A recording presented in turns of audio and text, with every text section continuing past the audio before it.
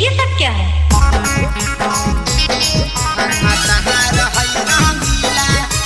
हमको कुछ बोले क्या?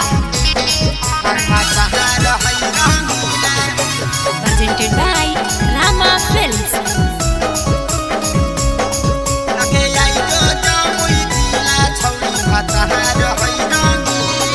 अबे आ रहा बकसर घुमनी छौड़ी कहीं न मरद मिला। आ रहा बकसर घुमनी छौड़ी कहीं न मरद मिला। अरे हई रई रई रई रई रई रई अगे आई जो जामुई जिला छौड़ी भाताहार हई रंगीला। अगे आई जो जामुई जिला छौड़ी भाताहार हई रंगीला। अगे राहत भर मजा ले तौ करतौ से जिया गीला। अगे राहत भर मजा ले तौ करतौ से जिया गीला। अगे आई जो जामुई जिला छौड़ी भाताहार हई रंगीला। अगे आई जो जामुई जिला छौड़ी भाताहार हई रंगीला। भाताहार हई रंगीला। भाताहार हई रंगीला।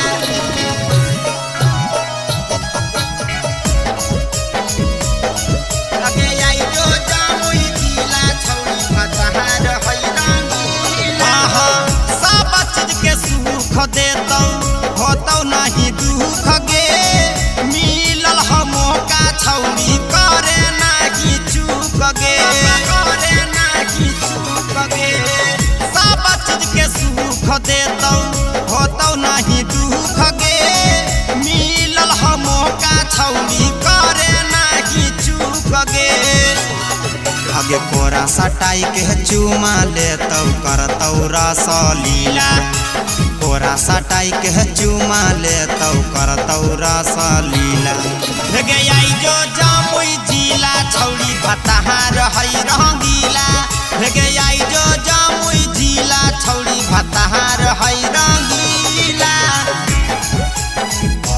भाताहार हई रंगीला।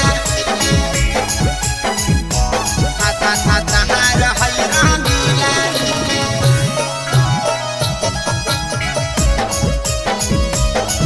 अगे आई जो जामुई जिला छौड़ी भाताहार हई रंगीला। हो हकै रंगदार जिला करै रंगदारी। रंजित रंजन छौड़ी पड़ जैतौ भारी। पड़ जैतौ भारी गे हकै रंगदार जिला करै रंगदारी। रंजित गोरे छौड़ी पड़ जैतौ भारी। अगे कोरा सटाई के चुमा लेतौ करतौ रसलीला। अगे कोरा सटाई के चुमा लेतौ करतौ रसलीला।